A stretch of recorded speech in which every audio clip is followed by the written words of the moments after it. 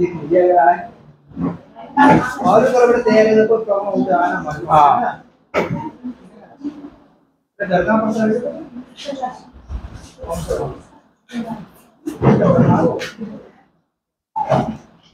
क्या कहा रहे थे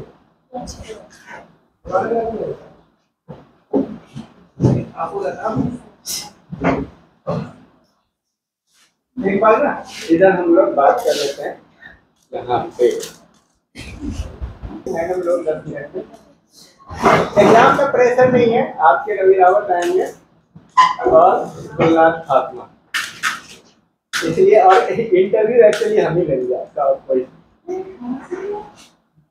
टेंशन की बात नहीं है एग्जाम का टेंशन मत लो अब टारगेट क्या है नेट करना है ठीक है ना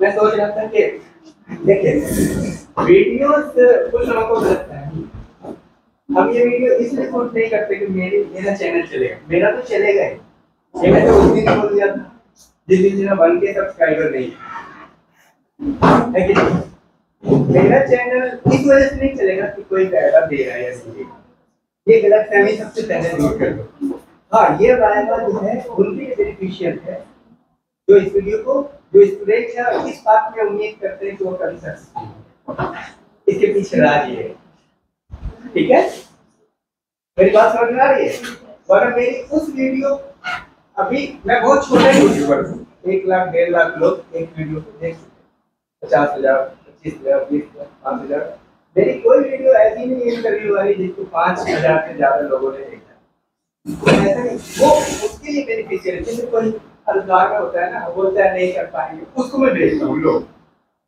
मतलब आप इसके पीछे रीजन क्या है उनको मोटिवेशन दे और मिलना भी चाहिए हम खुद देखिए आपकी जब स्टोरी बनेगी समझ रहे तो लोग मोटिवेट बिना स्टोरी को मोटिवेट नहीं होता है आ जाओ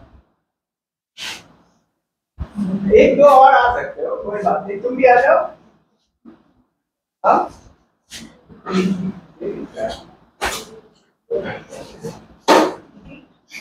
ठीक है तुम अगर मैं आ सकते हो यहाँ पे कुछ आ रहा है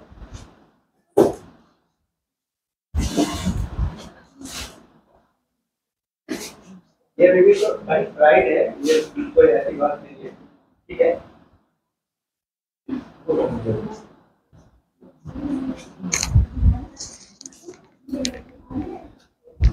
मैं यहीं पे तुम लोग जब बोलोगे तो जोर से बोलना तो तुम पे लगा दे तुम लगा दो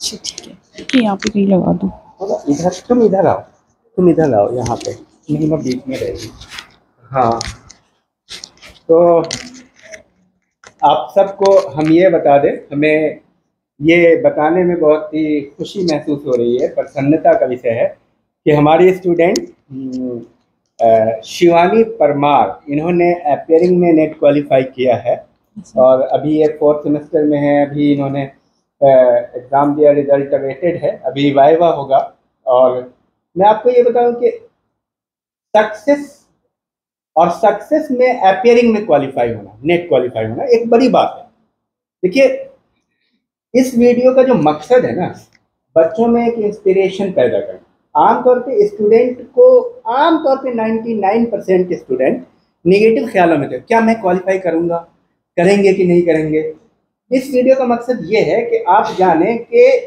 क्वालिफाई नहीं आप सफलता के उच्चतम स्तर पे जा सकते हैं आज भी आज जीवन में जितनी संभावनाएं हैं उतनी इससे पहले किसी भी इतिहास उतनी संभावनाएं नहीं किसी भी फील्ड में क्योंकि आज आपके पास इस बात का मलाल नहीं है कि आपने ऑक्सफोर्ड यूनिवर्सिटी में अगर तुम्हारे अंदर कैपेबिलिटी है सारे कंटेंट अवेलेबल है तुम्हें इस बात का डाउट है कि तुम बड़े सोशियोलॉजिस्ट नहीं बन सकते बड़े हिस्टोरियन नहीं बन सकते बहुत बड़े पॉलिटिक्स के ज्ञाता नहीं हो सकते आज ऑक्सफोर्ड यूनिवर्सिटी के हार्वर्ड यूनिवर्सिटी के प्रोफेसर ऑनलाइन भी हैं आज संभावनाएं कितनी बढ़ गई अगर आपको पूरी दुनिया में सबसे बड़े सोशियोलॉजिस्ट से पढ़ना है वो भी अवेलेबल हो जाएगा तो शिवानी परमार ने आप सबके लिए एक प्रेरणा स्रोत है और हमें बहुत खुशी हुई हमारा मतलब दिल बहुत ही खुश हो जाता है जब हमारे स्टूडेंट कामयाब होते हैं।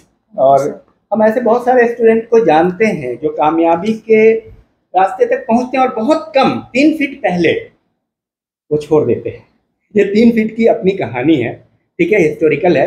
तो 3 फीट पहले हम जो है ना मंजिल को छोड़ देते हैं, क्योंकि जब आप धुंध लगा होता है तो जब आप निकलते हैं और कार की रोशनी कहाँ तक जाती है, पूरी नहीं जाती, आप धुंध में ही चलते रहते हैं। शायद 3 फीट पहले आपने कार चलाना छोड़ दिया कि मंजिल ही नहीं आ रही है, ठीक है।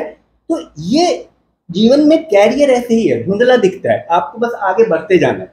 और आपके सामने है, तो बहुत बहुत बधाई। Thank you so much sir. बहुत बड़ी बात है, आपने अपीयरिंग में क्वालिफाई किया। और जितने भी स्टूडेंट हैं नेट की तैयारी कर रहे हैं, चाहे जिस सब्जेक्ट से, उन सब के लिए बहुत ये समझने की बात है कि आप इस बात का इंतजार नहीं कीजिए कि एमए करेंगे 5 साल बाद नेट होगा। ये मैं हमेशा बोलता हूँ। और खुशी की बात यह है कि मैं हमेशा ये बोलता हूँ कि मैं दूध या भैंस चराने का काम नहीं करता हूँ। हमने आपको कहा था कि आपका नेट होना है, यस सर, ठीक है, नेट के एग्जाम से पहले कहा था। कई बार हमें इस तरह का स्टेटमेंट देने में बहुत दिक्कत होती है क्योंकि दूसरे स्टूडेंट को पेन होता है। तो शिवानी, बहुत बहुत मुबारक हो थैंक यू सो आपको। Much sir, thank you so much. अब आप बताइए, नए बच्चों के लिए आप अपने बारे में बताइए।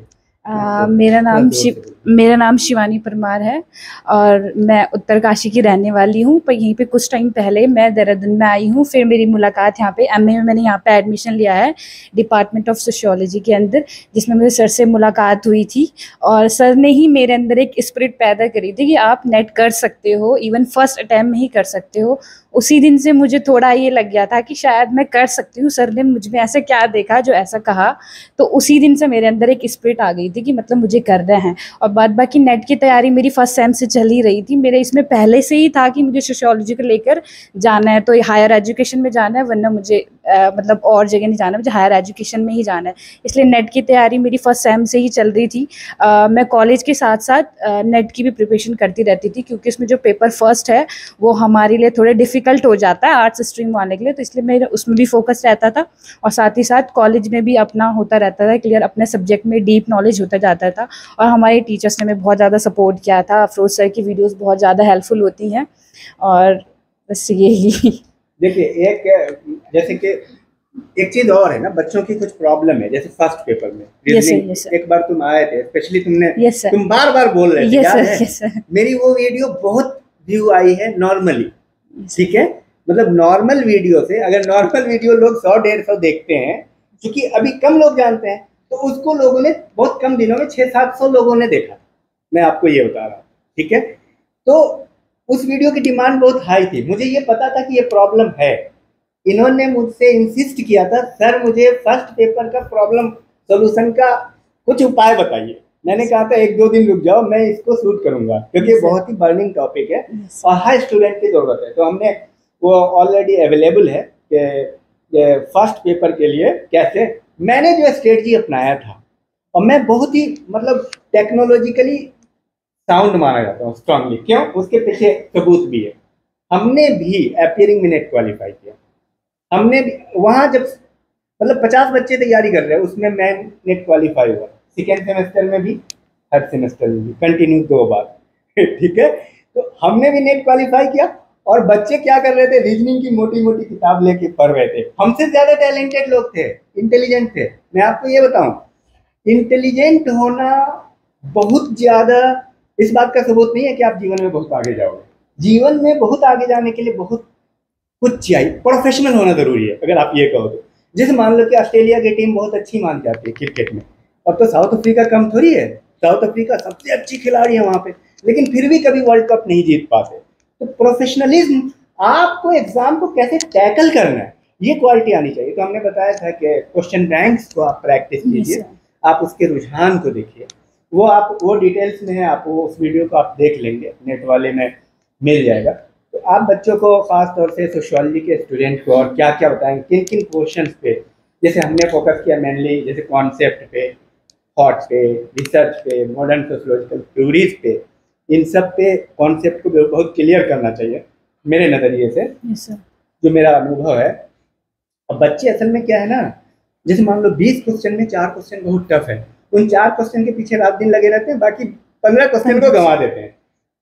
नेट क्वालिफाई करना बहुत आसान है, 50% पे क्वालिफाई हो रहे हैं, 55 पे, 60 पे, अब थोड़ा हाई जा रहा है, तो भाई 50-60% का जो सिलेबस है वो तो बहुत आसान है।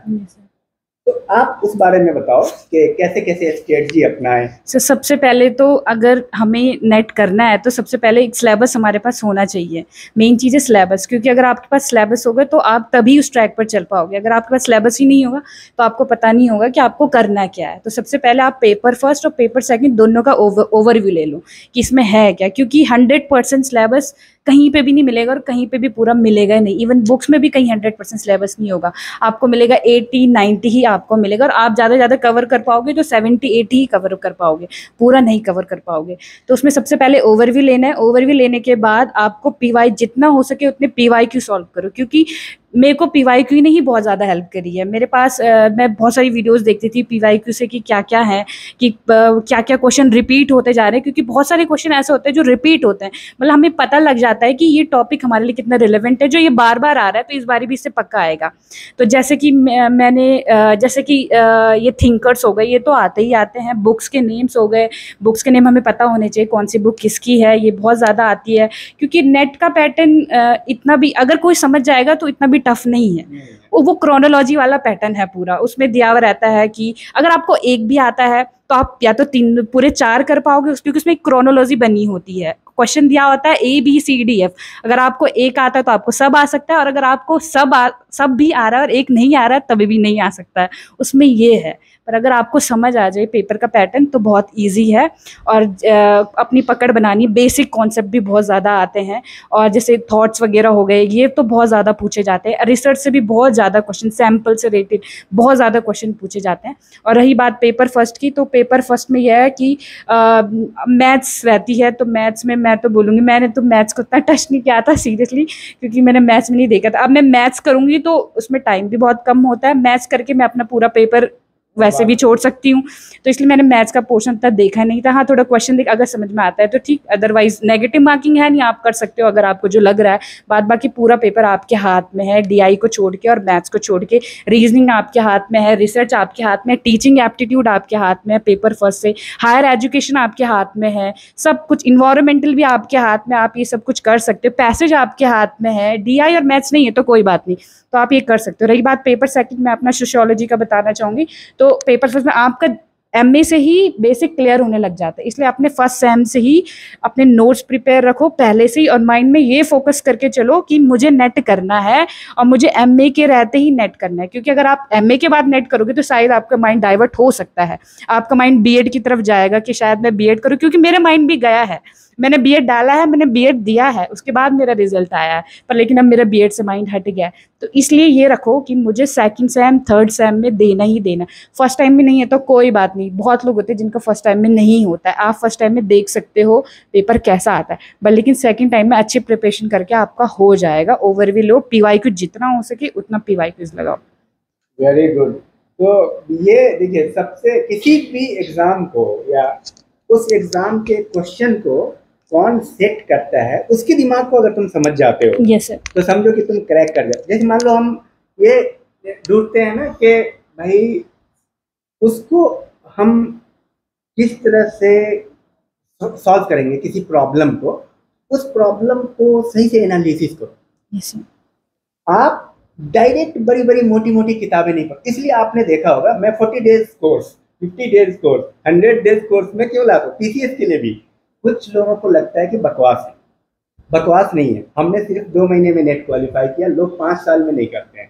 मैं आपको ये बता रहा हूँ, बकवास नहीं है। बकवास ये है कि आपको बेसिक अंडरस्टैंडिंग होनी चाहिए। Yes, sir. तो मैं ये कहता हूँ, क्या 40 डेज कोर्स है तो अभी आज से ही शुरू कर रहे हो, पिछले 5 साल से तो कुछ कर रहे होगे। तो देखिए, क्वेश्चन पैटर्न को समझिए।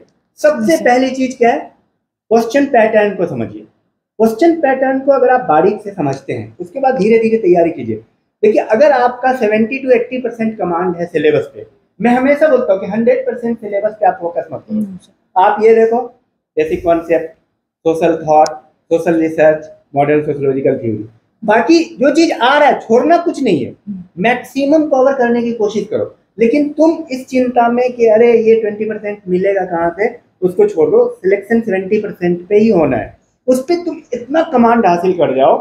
फिर एक और चीज़ है, जब आप जैसे इंटरनेट पे पढ़ाई करते हो यूट्यूब के माध्यम से या वेबसाइट के माध्यम से, हमारी भी वेबसाइट है, सोशियोलॉजी के सारे कंटेंट है करीब करीब, मतलब मैंने इतने कंटेंट 90% कंटेंट हैं। अगर कुछ भी चाहो, कहीं के स्टूडेंट कुछ भी हमसे मांगते हैं, जेंडर सेंसिटाइजेशन, ऐसे ऐसे टॉपिक, सोशियोलॉजी ऑफ हेल्थ, जिस पे कहीं पे कोई मटेरियल नहीं मिलता है, तो हमने एक कंटेंट तैयार कर दिया है। तो देखिए इतना बड़ा समुंदर है, अगर तुम यूट्यूब में जाओगे तो उसमें क्या लगेगा तुम्हें, हमारी मेंटलिटी क्या, जहां हम भीड़ देखते हैं उस जलेबी की दुकान को अच्छा मान लेते हैं, और कल होकर के कोई और जलेबी वाला भी भीड़ वाला होगा, ठीक है। तो जो नए होंगे यूट्यूब पे, उनके सब्सक्राइबर बेस कम होंगे, उनकी वीडियो में भीड़ कम होगी, उनको लोग कम जानते होंगे, सच है ना ये चीज। तो जाहिर सी बात है उसके पास तो कभी कोई जाएगा ही नहीं, तो धीरे धीरे आएगा। प्रॉब्लम क्या होती है कि आप भीड़ देख के उसका जजमेंट करते हो। मैं यही बात अक्सर इसको मैं एनालिसिस करता हूं कि भारत का जो टॉप मोस्ट टीचर है, टॉप मोस्ट टीचर से भी 3 ही 4 लड़के आईएएस करते हैं, डेटा यही है। तो भाई पढ़ रहे हैं उनके यहाँ लाखों, लेकिन 4 ही आईएएस वहां से क्यों कर रहे हैं, जबकि पूरे देश में 1000 है, राइट। तो बाकी कहां से कर रहे हैं, बाकी हर जगह लोग हैं। अब एक चीज बताइए, भारत का सबसे बड़ा जिलेबी का दुकान कहीं है, मान लो दिल्ली में या बॉम्बे में, वही टेस्टी है, तो बाकी लोग कहाँ खा रहे हैं, बाकी लोग भी तो सेटिस्फाई हो ही रहे हैं ना। तो एक तो ये है कि आप जब इस चक्कर में, इस पे भी मैं बोलता हूं अक्सर, आप ज्यादा खोजी मत बनिए, अरे वो वाले सर बहुत अच्छा पढ़ा रहे हैं, वो वाले सर, उससे क्या होता है, अच्छा के चक्कर में तुम्हें कुछ भी नहीं मिलेगा। एक चीज आप जान लो, किसी भी टीचर का हर पोर्शन बहुत अच्छा नहीं होता। 2-4 मान लो 10 यूनिट है, तो 10 यूनिट में 7 यूनिट उसकी अच्छी होगी, उस पर उसकी पकड़ होगी, वो उससे सही आंसर भी करेगा। 3 यूनिट सबकी खराब होगी, ठीक है।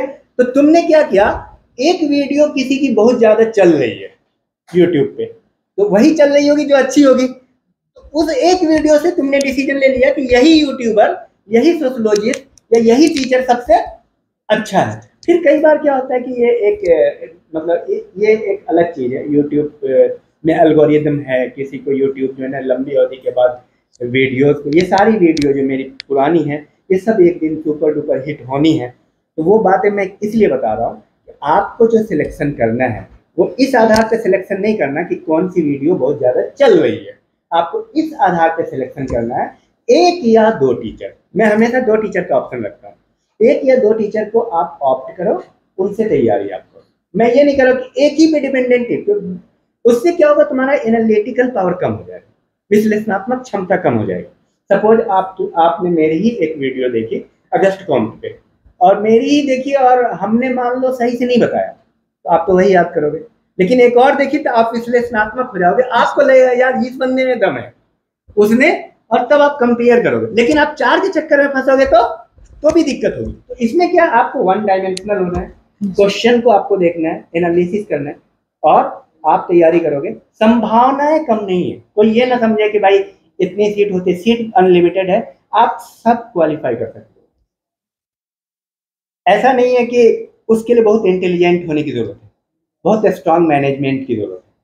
मैं बिलो एवरेज स्टूडेंट था, मैं खुद अपनी बात कर रहा हूँ, और हमने नेट क्वालिफाई किया। हमसे ज्यादा टैलेंटेड बंदे 7 साल में नेट किए, हम मानते हैं, उसको एक्सेप्ट करते हैं कि हमसे ज्यादा इंटेलिजेंट थे। तो भाई किस चीज की कमी थी। तो अब शिवानी ने बहुत सारी बातें आपको बताई है कि उस पर काम करना है।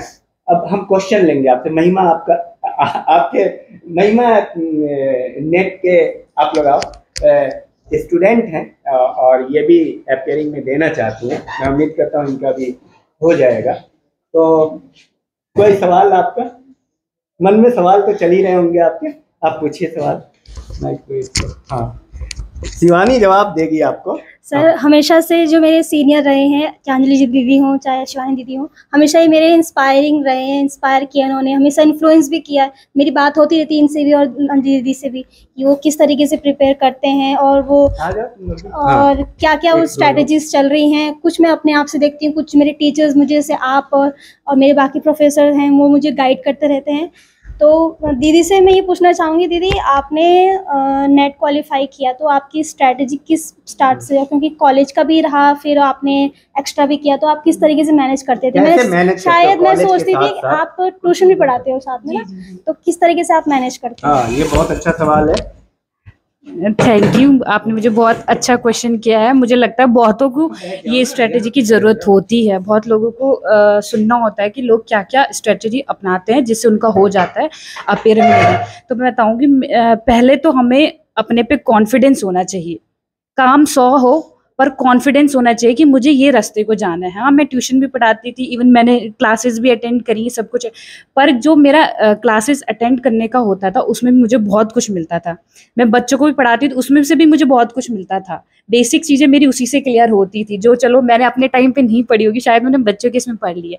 और कॉलेज में भी मेरा बेसिक क्लियर होता था। और रही स्ट्रैटेजी, तो उसमें मेरा ये होता था, 1 घंटा मैं हमेशा नेट के लिए निकालती ही थी।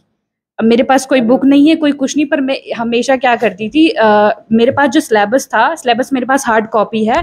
मैं जब भी कोई भी टॉपिक क्लियर करती थी, मैं उसमें टिक मार देती थी कि ये मेरा हो गया है, अब मेरा क्या क्या बचा हुआ है। इवन मैं टीचरों से भी पूछ लेती थी कि ये क्या होता है, ये क्या होता है। मतलब मेरे जो डाउट्स रहते हैं वो मेरे क्लियर हो जाते थे। और रही बात, मैंने अपना किसी से कुछ शेयर नहीं किया था, इवन टीचरों से भी शेयर नहीं किया था कि मैं डालने वाली हूँ या मैंने दे दिया एग्ज़ाम। मेरा ये था कि जब मेरा हो जाएगा तो मैं सरप्राइज़ दूंगी कि हाँ मेरा हो गया है। और स्ट्रेटजी ये है कि PYQs, और सबसे पहले ओवरव्यू लो सिलेबस का, क्योंकि पूरा आप नहीं कर पाओगे। आपको सिर्फ क्वालिफाई करना है, फिर JRF आपका हो जाएगा, 70-80% में भी हो जाएगा। मत करो 100%, क्योंकि अगर 100% करना चाहोगे तो फिर उसी में घूम जाओगे फिर, क्योंकि नेट का सिलेबस कहीं 100% नहीं है। इवन कोई टीचर भी 100% नहीं पढ़ाता है। अब बस PYQs लगाओ, और आपकी 2 महीने में तो फिर भी बहुत ज़्यादा है। शायद मैंने 15 to 20 डेज़ में किया था, सीरियसली मैंने 15 to 20 डेज़ में किया था, क्योंकि मेरी तैयारी पहले से ही थी। बस जब एग्ज़ाम की डेट आई थी तो मैंने रिवाइज करना शुरू किया था, बस यही है स्ट्रैटेजी। ज़्यादा कुछ, मैं इतनी बड़ी वो नहीं है वो कि बहुत मुश्किल है। मैं किसी को नहीं डराऊंगी, क्योंकि मुझे बहुतों ने डराया था कि नेट तो बहुत टफ है, ये है सो है। तो जब मैंने कहा यार नेट टफ होगा, बट लेकिन मेरे एक मन में था कि नहीं चलो दे ही देती हूँ, टफ भी होगा तो देख लूँगी। तो डरना बिल्कुल नहीं, ईजी होता है, कुछ ज़्यादा टफ नहीं होता, इतना भी बड़ा पेपर नहीं है, बहुत ईजी है। हमें लगता है कि बहुत बड़े बड़े लोग हमारे बगल में बैठे हैं, पर तुम्हें पता है वहाँ पे ऐसे ऐसे लोग आते हैं जिन्होंने कभी किताब ही नहीं खोली होती है। वो भीड़ भरने के लिए वहाँ पे आते हैं। एक तुम ही रहते हो जो वहाँ पढ़ के जाए हुए रहते हो। तो इसलिए ये सोचो कि मैंने ही इधर पढ़ा है और किसी ने नहीं पढ़ा है, और तुम्हें ही करना है। और टाइम मैनेजमेंट का बहुत ध्यान रखना है। जब एग्जाम में बैठे हो तो टाइम मैनेजमेंट का बहुत ध्यान रखना है, ठीक है। ये स्ट्रेटेजी। तो क्या इसमें जवाब दिया आपको याद है? मैं हमेशा बताता हूँ, अगर आपके अंदर बिलीफ नहीं है, यस सर, कॉन्फिडेंस मैंने होना एक दिन चाहिए। कहा था शिवानी को यस सर, कि ज़हीन होने से ज्यादा जरूरी है कॉन्फिडेंस। यकीन होना। Yes sir. तो शिवानी ने ताली बजा दिया भीड़ में। उसको ये स्टेटमेंट देखो, अगर तुमको यकीन है ना कि कहीं पहुंचोगे तो पहुंचोगे जरूर, ये मैं आपको बता रहा हूँ। ये मत देखो कितने इंटेलिजेंट हो, क्योंकि मुझसे बहुत इंटेलिजेंट लोग थे। वही चीज है, इंटेलिजेंट क्वालिफाई नहीं होता, बिलीव क्वालिफाई होता है दुनिया Yes, में। बिलीव आगे बढ़ता है। अब बिलीव आपसे काम करवाने लगता है। यस सर, हमारे माइंड को वो चीजें पता Mind चल को जाती कि उसके करना according क्या है। access मिलता है। Yes sir. अगर तुमने मान लिया ना कि मुझे बनना है, तो तुमको कोई नहीं रोका, माइंड तुमसे काम करवा लेगा। Yes sir. लेकिन तुम्हारे मन में, अच्छा 2 बच्चे हैं, एक बच्चा, एक पिताजी के 2 बच्चे, एक को बोल रहे पढ़ो पढ़ो पढ़ो, नहीं पढ़ता है, आवारा है, BA में MA में, उससे मतलब नहीं है। एक को बोलते मत पढ़ो, इतना क्यों पढ़ रहे हो, सेहत खराब हो जाएगी। क्यों? इन दोनों में फर्क क्या है? बिलीव का। उसको बिलीव है कि हम पढ़ के कामयाब होंगे, उसको बिलीव नहीं है कि हम तो पढ़ के 99% स्टूडेंट क्या सोचते हैं, अरे पढ़ के क्या मिलेगा, जॉब तो मिलता नहीं है, बहुत परेशानी है। ये जब तुम सुनते हो ना, ये डर है सर। तो तुम पढ़ाई करना छोड़ देते हो। लेकिन जब तुमको ये पता चलता है मैं कामयाब होऊंगा, कोई हो नहीं हो, मुझे तो होना है। हमें बहुत, जब हम अपनी बात बता रहे हैं यहाँ के सफर की, मैं तो अक्सर बताता रहता हूँ आपको कि जब हमने YouTube चैनल शुरू किया, तैयारी शुरू करा, अब तो मैं ऑप्टिमम लेवल पे पहुंच चुका हूँ। एक